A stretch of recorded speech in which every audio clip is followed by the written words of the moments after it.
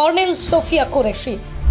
Operation সিঁদুর এই পাকিস্তানকে যোগ্য জবাব, যার জন্য ৩৫ বছরের এই সাহসী যুবতীর চালে শায়েস্তা হলো পাকিস্তান।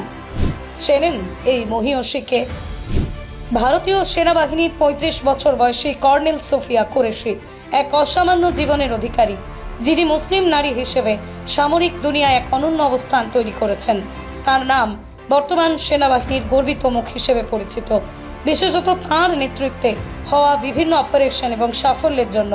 সাম্প্রতিক অপারেশন সিঁদুর এই পাকিস্তানের একাধিক জঙ্গি ঘাঁটিতে ভারতীয় সেনার আক্রমণের পরে তার নেতৃত্বের কথা বিশেষভাবে আলোচিত হয়েছে। সোফিয়া কুরেশির জীবন সংগ্রাম এবং অর্জন ভারতীয় সেনার প্রতি তাঁর অবদানের এক চিরস্থায়ী চিত্র তুলে ধরে। তার বড় হয়ে ওঠা ছিল একটি সামরিক পরিবারে। তাঁর ঠাকুরদা ছিলেন ভারতীয় সেনাবাহিনীর গুরুত্বপূর্ণ সদস্য, যা তার মধ্যে সামরিক পেশার প্রতি আগ্রহ এবং অনুপ্রেরণা জুগিয়েছিল। তবে তাঁর পথ চলা সহজ ছিল না। জীবনের প্রথমে তিনি বায়োকেমিস্ট্রিতে স্নাতকোত্তর ডিগ্রি অর্জন করেন, কিন্তু সমাজের সাধারণ ধারার বাইরে গিয়ে তিনি সেনাবাহিনীতে যোগ দেওয়ার সিদ্ধান্ত নেন। সোফিয়া কুরেশির সামরিক ক্যারিয়ার শুরু হয় ভারতীয় সেনার সিগন্যাল কর্পসের সঙ্গে। এই শাখার মাধ্যমে তিনি সেনার সামরিক যোগাযোগ এবং ইলেকট্রনিক্সের অত্যন্ত গুরুত্বপূর্ণ দায়িত্ব পালন করছেন। তার দক্ষতা এবং নেতৃত্বের কারণে তিনি দ্রুত সেনাবাহিনীর এক গুরুত্বপূর্ণ মুখ হয়ে উঠেছেন। সোফিয়া 2016 সালে ভারতীয় সেনার অধীনে অনুষ্ঠিত একটি বড় বিদেশি সামরিক মহড়ায় নেতৃত্ব দেন, যেখানেই তিনি 18টি দেশের সামরিক বাহিনীর সঙ্গে কৌশলগত দিক দিয়ে ব্যাপক সাফল্য অর্জন করেন। এছাড়াও 2006 সালের কঙ্গোয় রাষ্ট্রপুঞ্জের শান্তি রক্ষা অভিযানে সামরিক পর্যবেক্ষক হিসেবে তার কার্যক্রম বিশেষভাবে প্রশংসিত হয়। সোফিয়ার সবচেয়ে বড় বিশেষত্ব হলো তার নেতৃত্বের গুণ।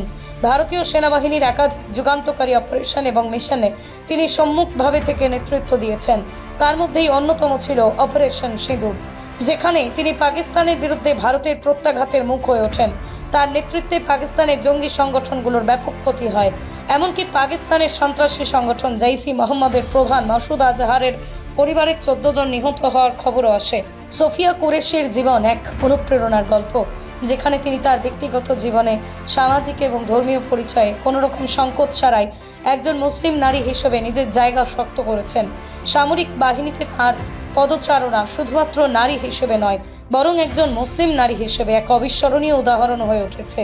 তার এই অর্জন ভবিষ্যৎ প্রজন্মের নারী সেনানীদের জন্য পথপ্রদর্শক হয়ে থাকবে। বিশ্বের যে কোনো প্রান্তে সেনাবাহিনীতে মহিলাদের অংশগ্রহণে কিছুটা বাধা থাকে, সেখানেই সোফিয়া কুরেশির মতো একজন মুসলিম নারী এমন একটা দৃষ্টান্ত স্থাপন করেছেন, যা শুধুমাত্র ভারতীয় সেনাবাহিনীর জন্যই নয়, সমগ্র বিশ্বের জন্যই প্রশংসার যোগ্য।